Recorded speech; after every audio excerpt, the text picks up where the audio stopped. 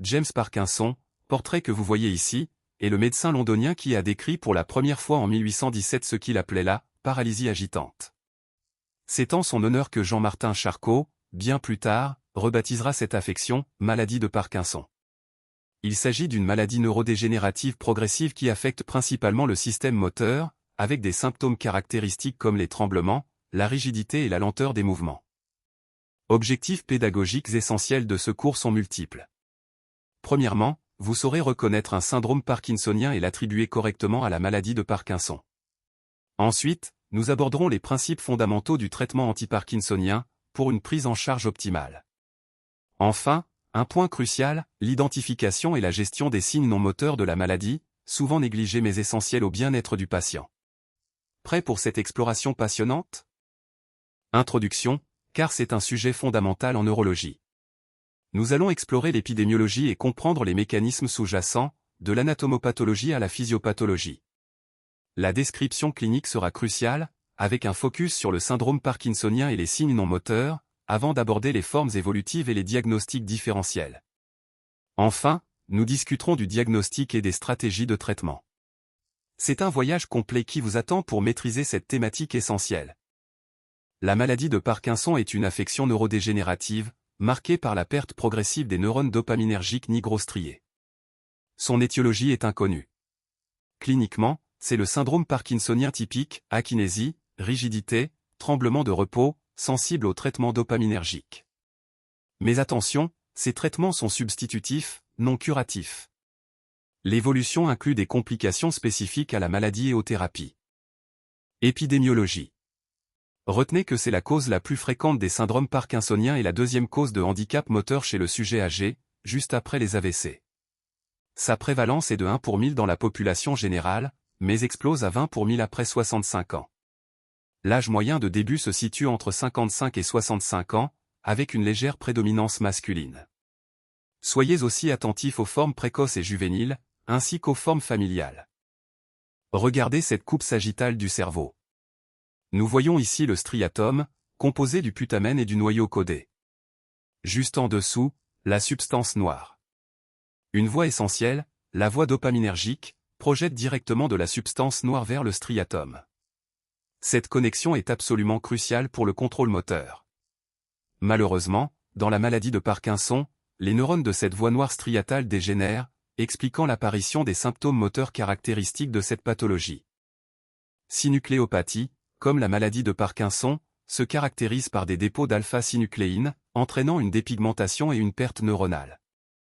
Regardez cette image du locus niger, la zone de droite montre une perte de coloration significative. Histologiquement, nous y trouvons la présence de corps de Lewy. Ces altérations touchent aussi le locus coéruleux et le noyau dorsal du vague. Le cortex est également affecté, mais avec des lésions moins constantes et peu spécifiques. Parkinson est une maladie multifactorielle, résultant de l'interaction complexe entre l'environnement et nos gènes.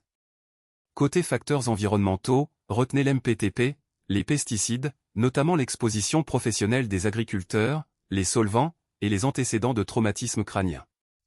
Génétiquement, bien que les formes familiales représentent moins de 10% des cas, elles sont cruciales, impliquant des gènes comme l'alpha-synucléine ou LRRK2 en transmission dominante, et la parkine en récessif, qui représente la moitié des formes familiales. C'est un équilibre délicat. Les noyaux gris de la base, fondamentaux en physiopathologie, sont cruciaux pour faciliter le mouvement volontaire. Ils intègrent le striatum, le pallidum, le thalamus, le noyau sous-thalamique et le locus niger du mésencéphale. Vous observez comment ces éléments s'organisent en boucle cortico-sous-cortico-corticale. Leur fonction principale est de permettre au cortex, notamment l'aire motrice supplémentaire, de déclencher le mouvement avec fluidité et précision. C'est un système d'une importance capitale pour notre motricité. Physiopathologie du mouvement. Observez ce schéma simplifié, le cortex, via l'AMS, initie le mouvement.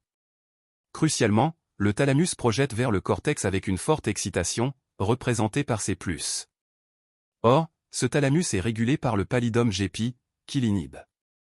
Toute altération de cette boucle thalamo-corticale, notamment par le pallidum, a un impact direct sur la motricité. C'est fondamental pour comprendre les troubles des mouvements. En physiopathologie, la voie directe est un accélérateur essentiel du mouvement. Le cortex excite le striatum, qui inhibe le pallidum GP. Moins inhibé, le thalamus peut alors exciter le cortex, amplifiant ainsi le signal moteur. Cette séquence de désinhibition favorise directement l'initiation et l'exécution de nos mouvements, une boucle positive indispensable à l'action fluide. Concentrons-nous sur la voie directe, un acteur clé de l'initiation du mouvement. Le cortex active le striatum, également fortement stimulé par le locus niger via les récepteurs D1. Le striatum, une fois excité, inhibe le pallidum GP. Cette inhibition lève le frein sur le thalamus, qui peut alors exciter puissamment le cortex. En somme, cette voie est une boucle essentielle qui favorise et amplifie la commande du mouvement. Ici, nous voyons la voie indirecte des ganglions de la base, dont la fonction essentielle est d'inhiber le mouvement. Observez, le noyau sous-thalamique active fortement le pallidum GP.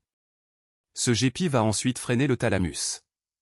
Puisque le thalamus est le relais excitateur vers le cortex pour le mouvement, cette inhibition finale par la voie indirecte réduit activement la commande motrice. C'est le frein naturel de nos mouvements. Regardons la voie indirecte, cruciale pour l'inhibition du mouvement. Le cortex excite le striatum. Le striatum, lui, inhibe le pallidum externe, ce qui libère le noyau sous-thalamique. Ce noyau sous-thalamique excite alors fortement le pallidum interne. Le pallidum interne, activé, inhibe à son tour le thalamus. Résultat ? Le thalamus ne peut plus stimuler le cortex, ce qui bloque ou ralentit le mouvement. Une voie essentielle pour le contrôle précis. Cette diapositive illustre la physiopathologie de la voie indirecte. Retenez que cette voie inhibe le mouvement. Ici, une dégénérescence du locus niger altère l'action dopaminergique des deux sur le striatum. Ce déséquilibre cascade ensuite à travers le pallidum externe, le noyau sous-thalamique et le pallidum interne. La conséquence directe ? Une hyperinhibition du thalamus, réduisant drastiquement l'excitation corticale. Le mouvement est alors fortement diminué, expliquant cliniquement l'akinésie. La perte des neurones dopaminergiques de la voie nigrostriée est le point de départ. Elle entraîne un désengagement de la voie directe, qui facilite normalement le mouvement, et un renforcement de la voie indirecte, qui l'inhibe. Conséquence ? Une diminution majeure du mouvement, que l'on appelle akinésie. À cela s'ajoute une hypertonie et le tremblement de repos, symptômes emblématiques. Le tremblement, c'est l'oscillation rythmique involontaire d'une partie du corps. Le tremblement parkinsonien est un tremblement de demi-repos, survenant au repos et s'atténuant au mouvement volontaire. Retenez bien, il est asymétrique, lent 4 à 7 cycles par seconde, affecte les extrémités, évoquant émietter le pain ou rouler une cigarette. Il s'aggrave avec la fatigue et les émotions, mais disparaît complètement au sommeil. La tête, elle, n'est jamais touchée. L'hypertonie, ou rigidité, est un signe clé et constant, caractérisé par une augmentation de la résistance musculaire à l'étirement passif. Cette rigidité est dite plastique, homogène et continue, un peu comme un tuyau de plomb. Dans la maladie de Parkinson, elle est souvent asymétrique, prédomine au fléchisseur et se manifeste par le fameux phénomène de la roue dentée. N'oubliez pas le signe de Froment pour les rigidités plus discrètes. L'akinésie, maître symptôme du syndrome parkinsonien, est une réduction des mouvements, automatiques ou volontaires. C'est l'amimie faciale, la raréfaction du clignement, l'absence de balancement des bras à la marche. Pour les mouvements volontaires, on note une difficulté à initier, une lenteur appelée bradykinésie, et une diminution de l'amplitude des gestes, l'hypokinésie. Retenez que c'est une absence de spontanéité motrice, mais pas une paralysie. Modification posturale. Cette diapositive illustre l'attitude caractéristique du patient parkinsonien, une posture générale en flexion. Le sujet se tient raide, le tronc et la tête inclinés en avant. Les épaules sont en antéposition, les avant-bras en demi-flexion avec pronation, et les mains se projettent en avant, vers l'aine. Observez aussi les hanches et genoux légèrement fléchis. Cette rigidité et cette inclinaison sont des signes cliniques majeurs de la maladie. Troubles de la coordination posture-mouvement, qui sont initialement peu marqués. On observe une écriture micrographique et une parole monotone, de faible intensité, avec un débit irrégulier, mais généralement audible. La gestuelle faciale et des membres supérieurs est réduite, ce qui impacte la communication. Pour la marche, des hésitations apparaissent au démarrage et lors des demi-tours, avec une amplitude de pas modérément diminuée. Les signes non moteurs sont cruciaux. Ils peuvent précéder ou accompagner les signes moteurs et reflètent une dégénérescence étendue, dopaminergique ou non. Leur diagnostic et leur prise en charge sont souvent plus complexes et plus invalidants pour les patients. Pensez à la dysautonomie, comme la constipation ou l'hypotension, aux douleurs sensitives, et surtout à la constellation de troubles psychiques et cognitifs, insomnie, dépression, anxiété, jusqu'aux hallucinations. Ils impactent fortement la qualité de vie. Formes évolutives, nous distinguons clairement 4 phases. D'abord, la phase prémotrice ou prodromale, avec des signes subtils comme la perte d'odorat ou des troubles du sommeil. Ensuite, la phase de début, souvent une lune de miel thérapeutique où les traitements sont très efficaces. Puis, la maladie s'installe, marquée par l'aggravation des symptômes moteurs, des dyskinésies et des troubles non moteurs complexes. Enfin, la phase de déclin, où le handicap et la perte d'autonomie deviennent prédominants. Chaque étape est cruciale pour la prise en charge. Autre syndrome parkinsonien. Au-delà de la maladie de Parkinson idiopathique, de multiples étiologies peuvent mimer ce tableau. Nous distinguons d'abord les causes secondaires, infectieuses, toxiques, médicamenteuses, pensées aux neuroleptiques vasculaires, ou encore post-traumatiques. Leur identification est capitale car certaines sont réversibles. Ensuite, les affections dégénératives, souvent plus complexes, incluent la paralysie supranucléaire progressive, l'atrophie multisystématisée, la démence à corps de Lewy, Wilson ou Huntington. Chaque diagnostic spécifique entraîne une prise en charge différente. Diagnostic positif de la maladie de Parkinson, c'est la fameuse triade, bradykinésie, tremblement de repos et rigidité. L'excellent signe est la sensibilité au traitement dopaminergique. Attention aux critères d'exclusion, des symptômes atypiques peuvent suggérer d'autres syndromes parkinsoniens. Enfin, les drapeaux rouges, une apparition très précoce de certains signes doit nous alerter et nous faire réévaluer le diagnostic. Il faut toujours contrebalancer avec ces critères positifs. Chers étudiants, au cœur du diagnostic des syndromes parkinsoniens, la bradykinésie est notre critère essentiel, toujours associé à un tremblement de repos ou une rigidité. Pour un diagnostic établi, visez au moins 2 critères positifs, l'absence totale de critères d'exclusion et surtout, aucun drapeau rouge. Les drapeaux rouges et les critères d'exclusion sont cruciaux pour affiner votre jugement et bien distinguer le MDS des autres syndromes. Gardez ces points clés en tête pour une approche diagnostique rigoureuse. Alors, le traitement médical est purement symptomatique, visant à restaurer la transmission dopaminergique.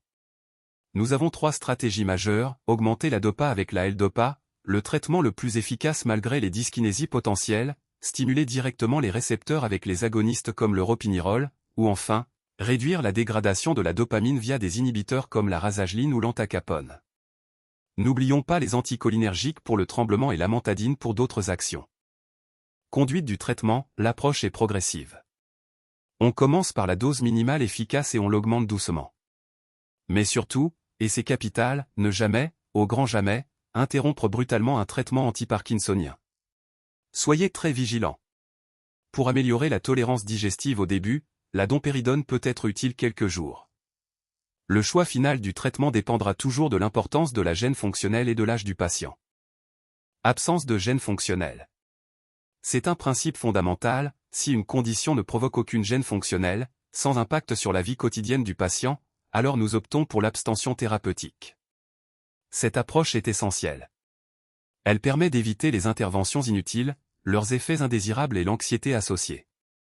Priorisons le bien-être réel du patient, laissant le corps gérer quand il le peut sans symptômes invalidants.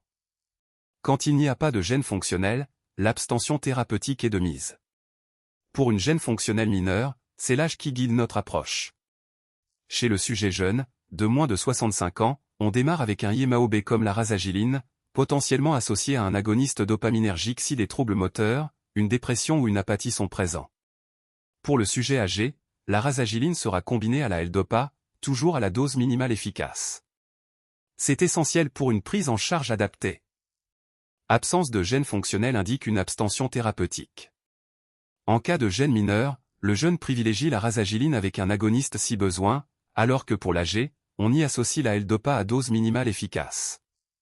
Si le retentissement est significatif, le jeune aura rasagiline, un agoniste, et potentiellement L-dopa ou anticholinergique pour les tremblements.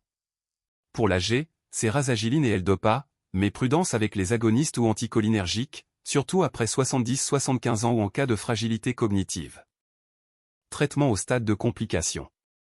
Face aux fluctuations d'efficacité, on ajuste la L-Dopa en augmentant les doses ou le nombre de prises, ou on utilise des formes dispersibles ou à libération prolongée, parfois en ajoutant un ICOMT.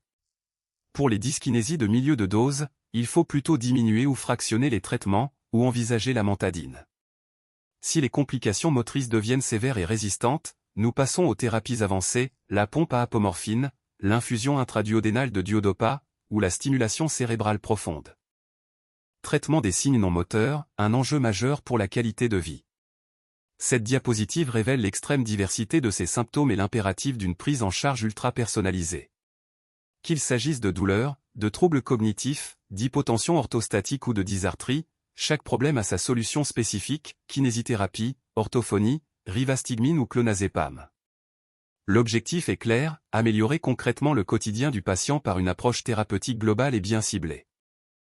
La maladie de Parkinson, c'est avant tout la bradykinésie, avec un tremblement de repos ou une rigidité. La prise en charge est double, une stratégie thérapeutique initiale solide et une gestion proactive des complications. Surtout, n'oubliez jamais les signes non moteurs. Ils doivent être systématiquement recherchés et traités pour offrir une qualité de vie optimale à nos patients. C'est une vision globale indispensable. Merci pour votre attention. Nous arrivons au terme de notre session. J'espère sincèrement que cette exploration des concepts clés vous a été utile et a su susciter votre intérêt. N'hésitez surtout pas à me poser vos questions, que ce soit maintenant ou ultérieurement. Je suis entièrement à votre disposition pour approfondir tout point qui vous semble important. Ce fut un réel plaisir d'échanger avec vous aujourd'hui.